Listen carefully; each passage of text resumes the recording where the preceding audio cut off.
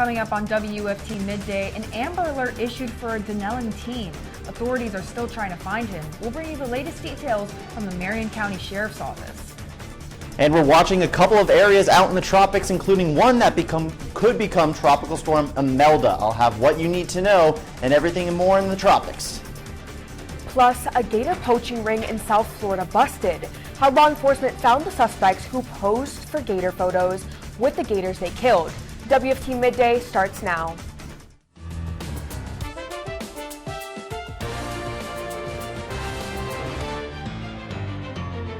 You're watching WUFT Midday. If you hear the Amber Alert sound, you often stop what you're doing immediately. Just after 7 p.m., many Floridians received an alert about a 17-year-old out of Marion County. This is WFT Midday. I'm Genesis Trujillo. And I'm Victoria Perez. WFT's Arteria Hicks joins us live in the studio to tell us what authorities want you to look out to help bring this team back home safely. Yes, the Amber Alert was issued for Caden Spite. As you mentioned, he's 17. Deputies say he was last seen September 25th around 4 p.m. in Denellen. Deputies say Caden was wearing a t-shirt and blue jeans at the time of his disappearance. Investigators believe he may be traveling with 4 men in a light-colored van. Deputies are urging anyone who sees Caden or has any information on his whereabouts to tell authorities. Officials say if you see the individuals or the vehicle, not to approach. Instead, officials urge you to call 911 immediately. Live in the studio, Arteria Hicks, WUFT News. Floridians are watching the tropics as Hurricane Humberto churns in the Atlantic, and we could see another tropical storm close to our east coast within the next 48 hours. UF forecaster Matthew Clark is live in the weather studio with where these systems are headed and what you can do to stay informed.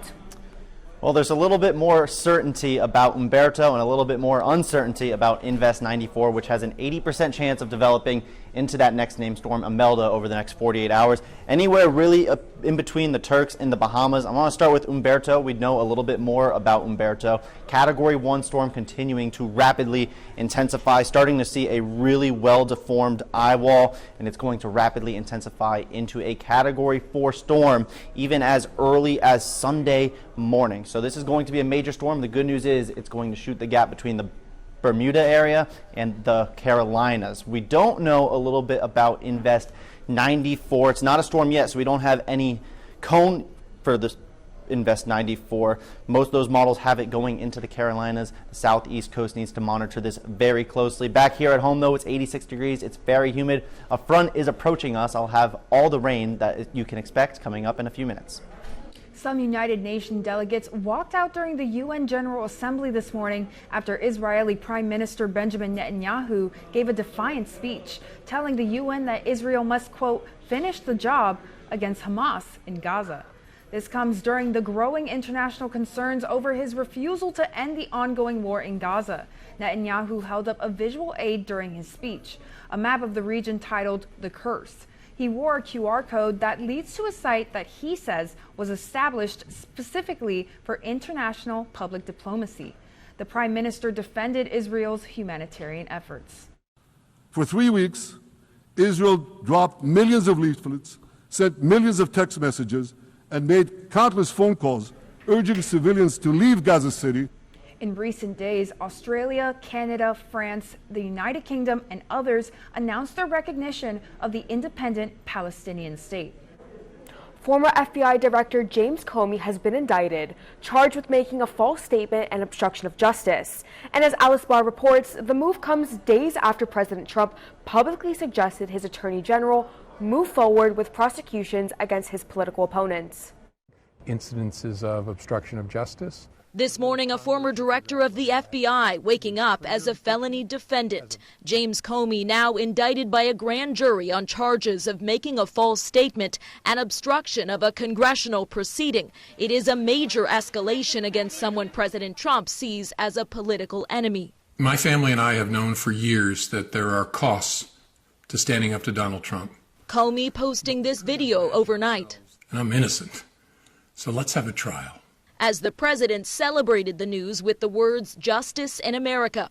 The charges stem from congressional testimony Comey gave in September 2020 when he was pressed over whether he lied to Congress years earlier about authorizing a leak to the press involving investigations into Donald Trump and Hillary Clinton. I stand by what the testimony you summarized. The statute of limitations for the charges was set to run out next week. On Saturday, President Trump publicly pressed Attorney General Pam Bondi to take action against Comey and other perceived political opponents who've investigated him. Yesterday, before the indictment, saying this. I think I'd be allowed to get involved if I want, but I don't really choose to do so. I can only say that Comey's a bad person. The top prosecutor tasked with leading the Comey investigation resigned last week rather than seeking an indictment, while a senior DOJ official tells NBC News career prosecutors laid out why they believe there was not enough evidence to charge in a memo to President Trump's hand-picked replacement and former personal attorney Lindsay Halligan, who has no experience as a prosecutor and is now the only one to sign Comey's charging papers. In Washington, Alice Barr, NBC News.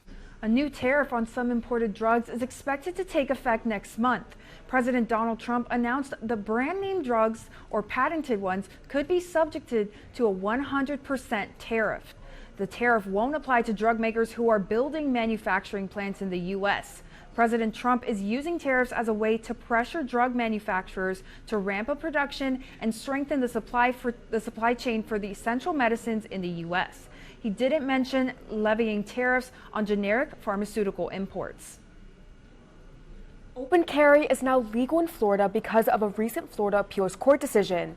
The man at the center of the landmark case is watching its outcome from inside a jail cell. WFT secured an exclusive interview with Stanley McDaniels. He's serving a jail sentence for misdemeanor charges of domestic violence and violating an injunction. The 42-year-old violated Florida's open carry laws in 2022 by waving at cars with a pistol. McDaniels says he's glad Florida's open carry laws are being changed. You can find details on the full interview and the history of these kinds of cases at WFT.org.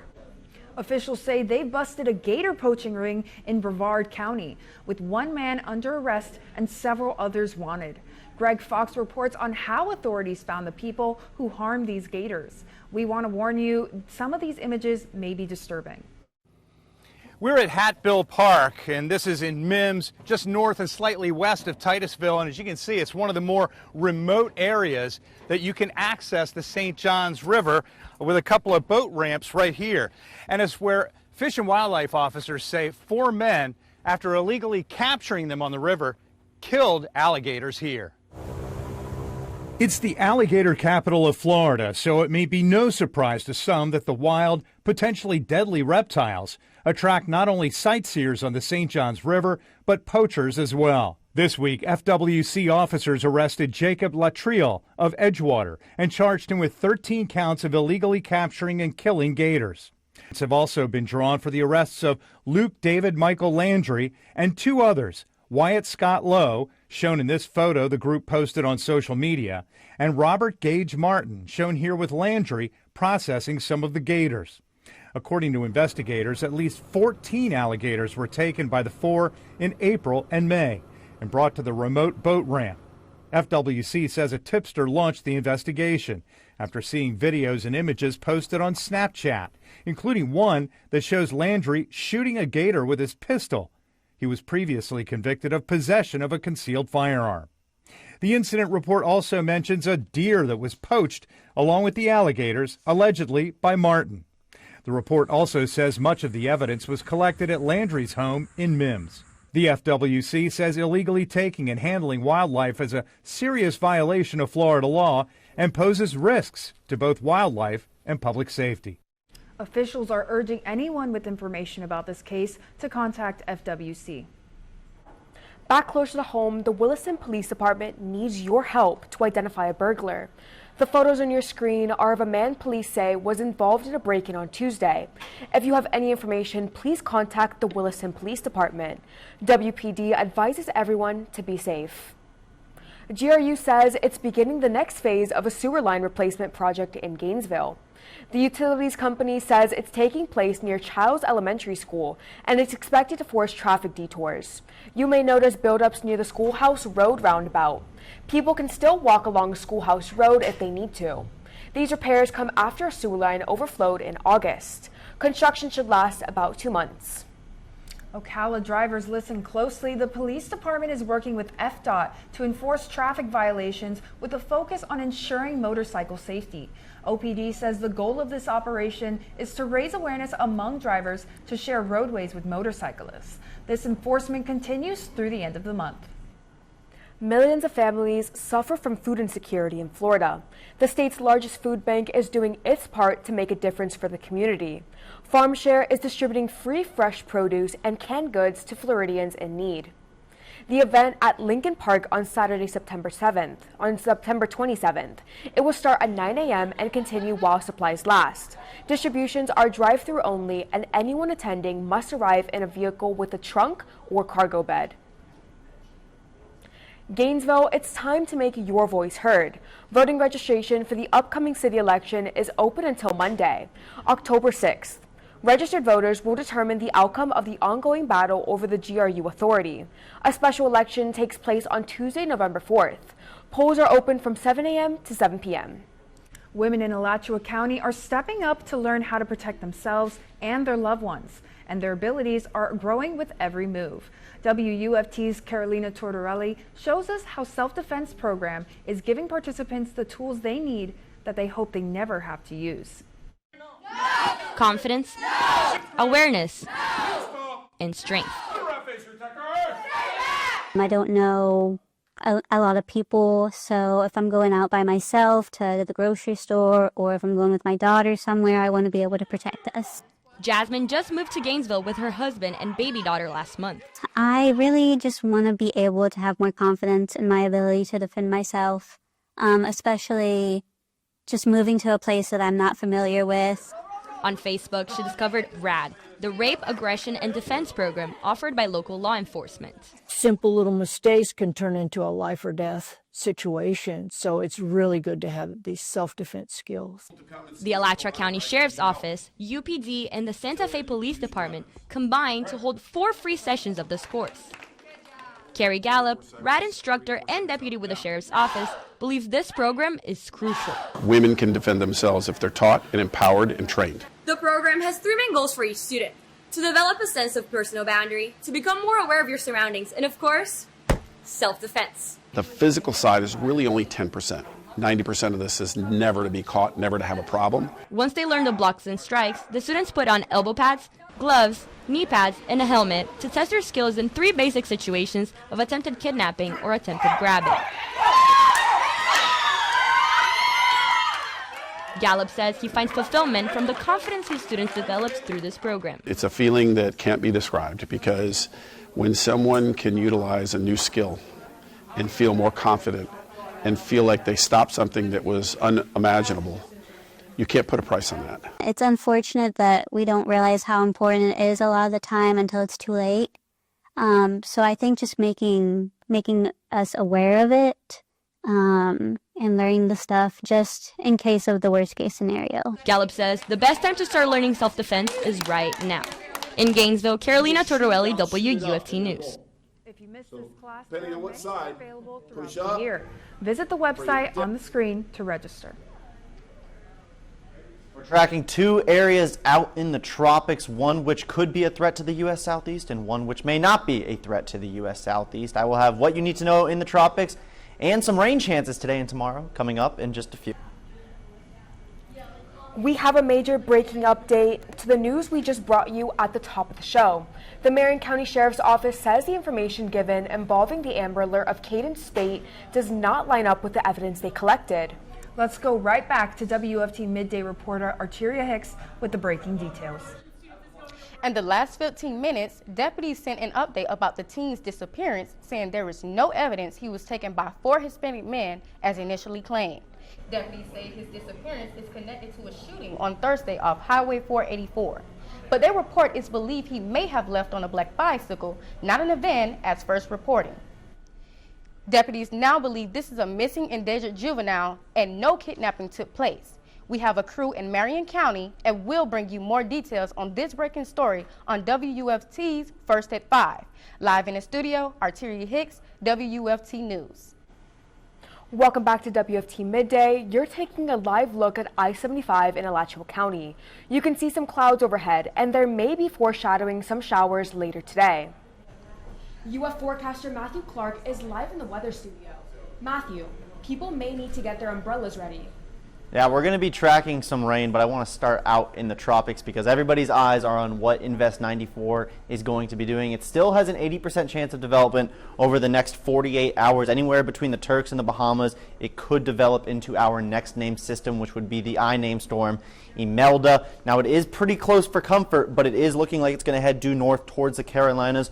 More on that in just a few. We are knowing a little bit more about Hurricane Umberto, which is continuing to rapidly intensify out in the middle of the Atlantic. A really well-formed eye wall really suggests that this storm is really starting to wrap together and really starting to intensify. And as soon as tomorrow night, it could be a major Category 4 storm. This would be our third major hurricane. We've only had 3 hurricanes, and all 3 of them have become major storms. So by tomorrow night, a major Category 4 storm. The good news is it's going to shoot the gap between Bermuda and the Carolinas, remaining out to sea. So good news there. Invest 94 is not officially Imelda yet, but it is forecast to become Imelda as we head into this weekend. So we don't have a cone yet, but lots of spaghetti models have it hitting towards the Carolinas. So the Carolinas need to monitor this closely. Some models still have it taking a hard right and moving out to sea. We're going to hope that's the case. Regardless, here for north central Florida and along the First and Space Coast, rough waves and pretty choppy surf out there this weekend. If you had any beach plans, it's going to be rough out there.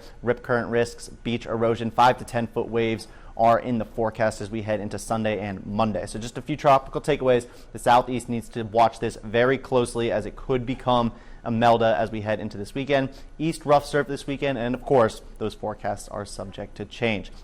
Looking at Campus Cam, you can see all those dark clouds. Those are coming in our direction. It's very humid out there. It's not too hot, but it is pretty warm. 86 in Gainesville, 88 in Ocala.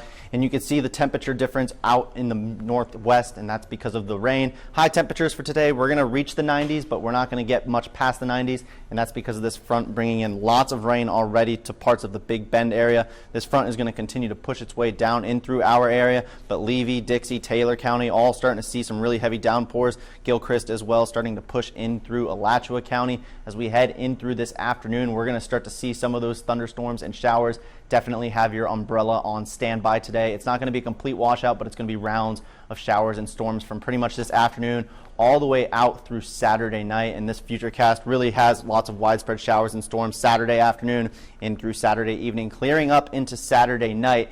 And here Sunday gets a little bit tricky because what looks to be Imelda out here by Sunday afternoon could be bringing in some sorts of showers and storms pretty much to central Florida and some to our area here in north central Florida. So about a 30% chance of rain on Sunday, not nearly as widespread as today or tomorrow, but we're still going to be watching for Imelda's impacts across the East Coast. After Imelda passes, though, we're looking at lots of sunshine here in the Sunshine State with temperatures not really even reaching the 90s as we head into next week.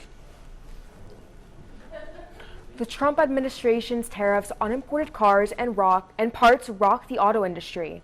While many automakers are absorbing tariff costs, buyers are still experiencing higher prices. Jen Sullivan breaks down how much more you can expect to pay.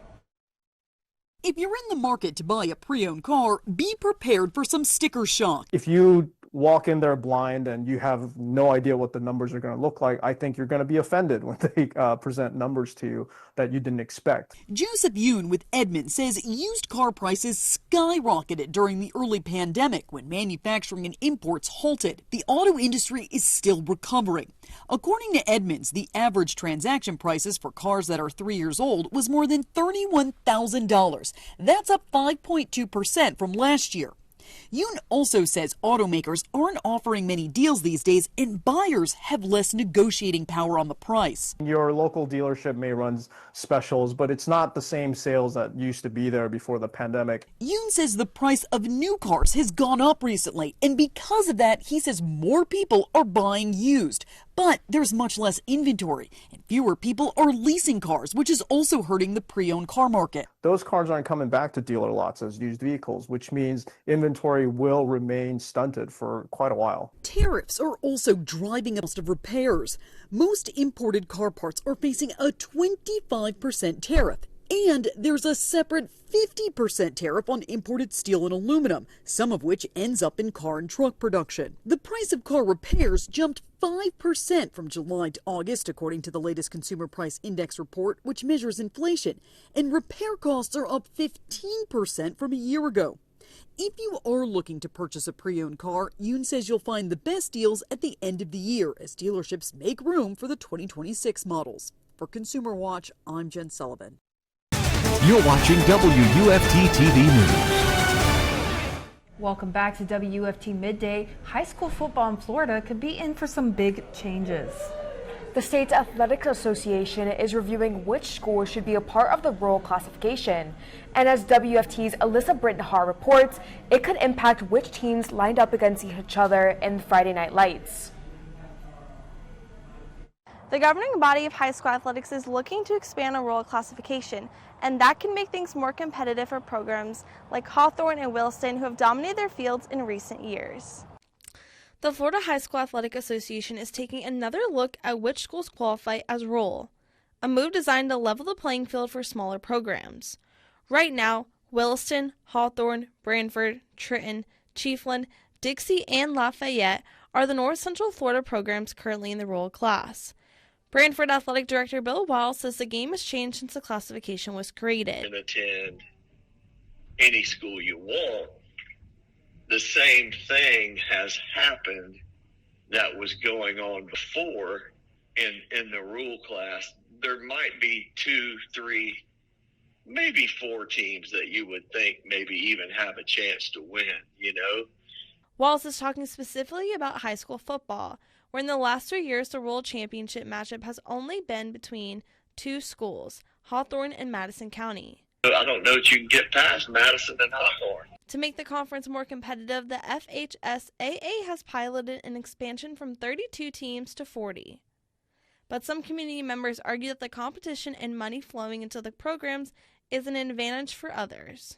Obviously, it is easier for some schools to build a little bit better roster than it is for others because of maybe the proximity. FHSAA leaders decided to table the reclassification until they meet again in November. Reporting in Gainesville, Alyssa Britton-Harr, WUFT News. We got elevated rain chances this weekend and then sunshine next weekend, still keeping an eye out on the tropics. Thanks for joining us. We'll see you at 5 p.m.